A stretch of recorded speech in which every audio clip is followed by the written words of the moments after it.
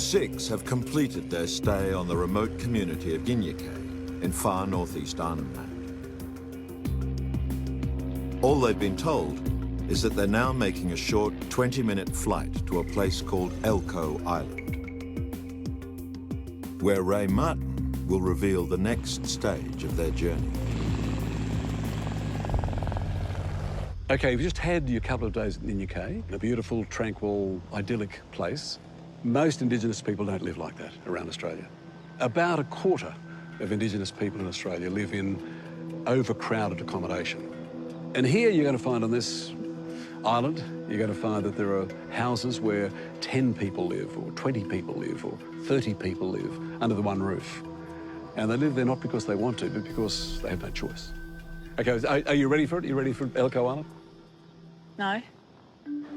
Around 2,500 Aboriginal people live on Elco Island in some of the most disadvantaged conditions in the Western world. For the next 2 days, this is where the group will live.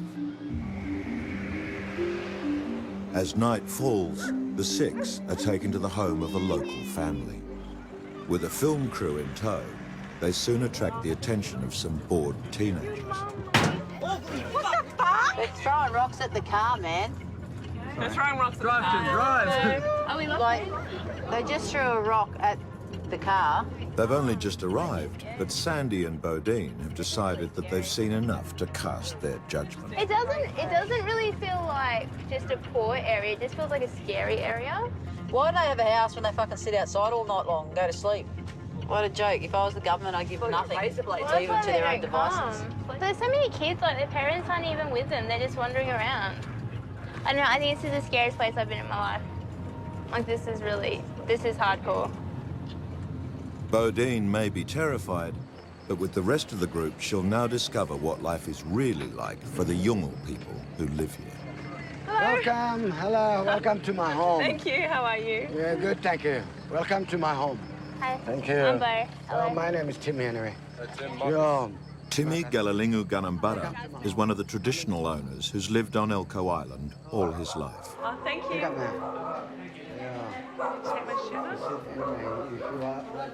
This area, is this like your kitchen, dining room and lounge room all in one?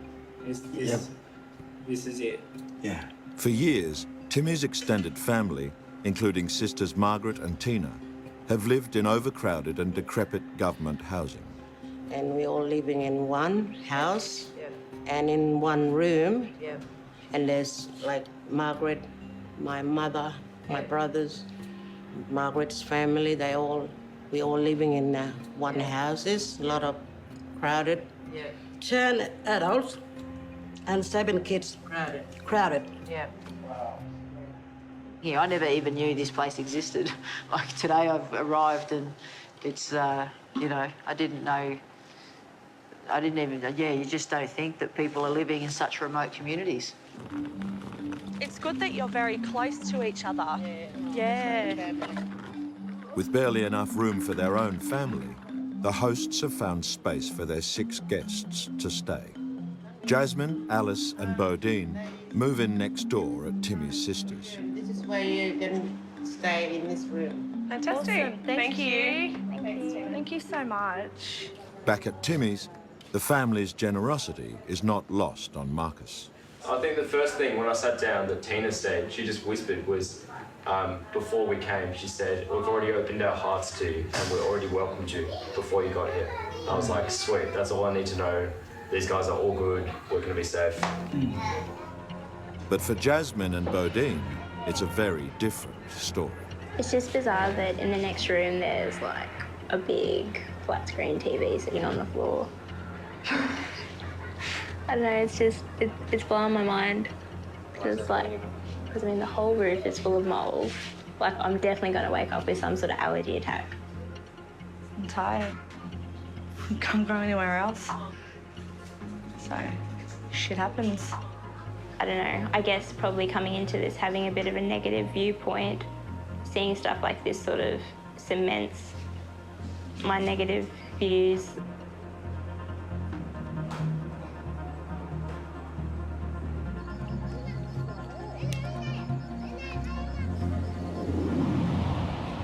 As dawn breaks, the group wake up for their first full day on Elco Island.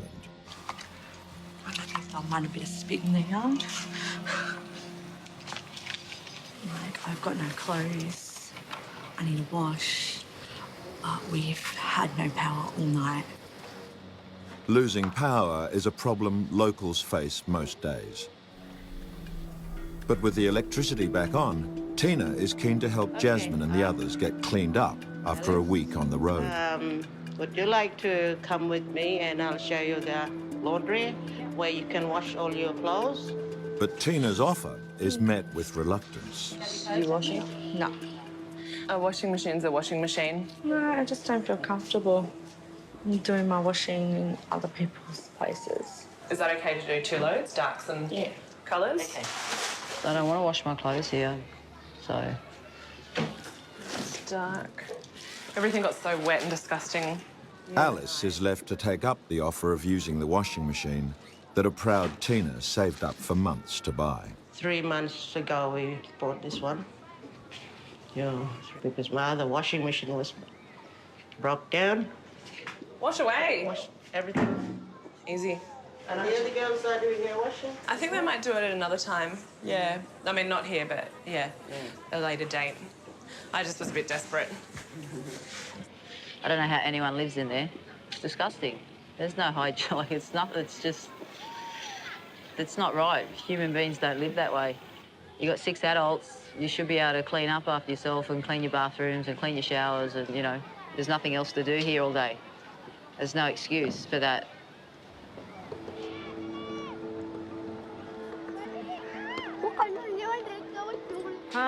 This is Elco Island Art Center. But Sandy's in for a surprise. Her host doesn't just battle with dire housing conditions.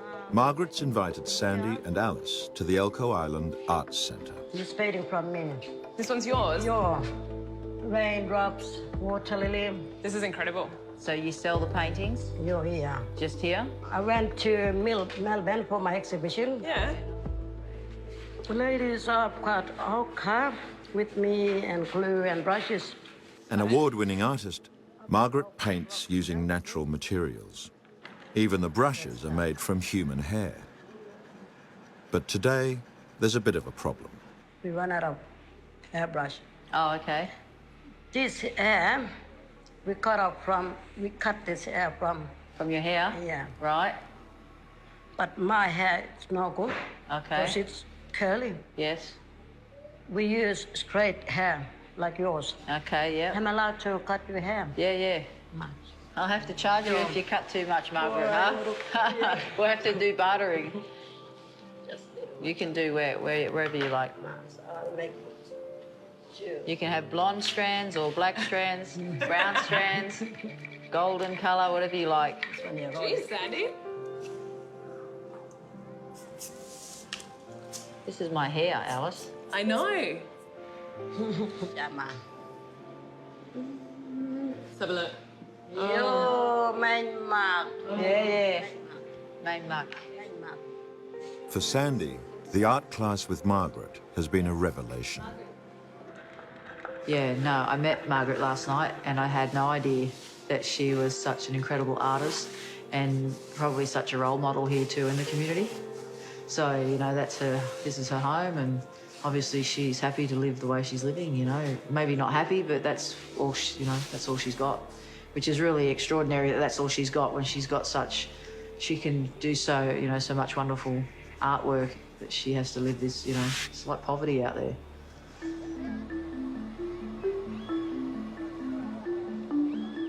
There are more than 600 unemployed, welfare-dependent people on Elco Island, but just 23 job vacancies. With so little work on offer, the community has set up businesses where locals can get training. They include a furniture-making store. My technique's pretty shabby compared to this guy, but you know, it's my first day on the job, so part of the reason that I'm making furniture here is I'm keeping the labour on the island and not exporting that, and training up young new to be self-sufficient in that sense, be able to be their own boss and empowering them to have their own jobs and, yeah, and a sense of pride, I guess. Next door, supermarket worker Bodine's been invited to help out at a second-hand clothing shop. You sorting all the clothes out? Yes. Yes? Do you want me to help? As far as Bodine's concerned, this is what Aboriginal people should be doing, rather than just sitting at home taking handouts. I think Aboriginal people are doing a lot of freeloading. Yeah, off the government and things. And at the end of the day, I don't think that Aboriginal communities even appreciate all the things they get. And that really pisses me off. Do you think that more places like this should be made? No. In the community to give more jobs? Too many people come here so they can give job. But you can't give it because there isn't enough work. Yeah. Life on Elco Island is deeply challenging, but there are cultural reasons why people choose to stay. Do a lot of people leave for the mainland if there isn't enough work here? I don't want to leave because my father's grave, I look after my brothers, my cousin brothers, my grandchildren, and my mother's and my grandfather's buried there. I look after them. I mind them. So you can't leave even if the situation seems dire? I take care of my family, no matter what. But Bodine's still not convinced. People need to maybe start thinking a bit outside the box and making more work for themselves. So I think there's only like 2 takeaway stores and 1 supermarket. Like I'm sure, you know, if you could somehow get something like that happening, that would create a lot more jobs. After 2 days on Elco Island, Bodine's not convinced that locals are doing enough to help themselves. Back at Timmy's house, she reveals the reason behind her hardline attitude. I can't really believe that people are held down just from situations. Because, I mean, yeah, me and my family went through some hard patches, and when we moved to Melbourne, we, you know, had a hard time and moved around a lot, and at one point we ended up homeless. Wow. And, yeah, we were in emergency accommodation, and, yeah, we had to stay with a lot of junkies, and there was, like, 20 people in the house, and, yeah, it was scary. We actually lived in a house for 3 months without any furniture at all. Yep. In Melbourne, it was freezing. So I guess seeing these sort of conditions, I don't believe that you can't get out of it. And that's because you did get out of that situation? We did.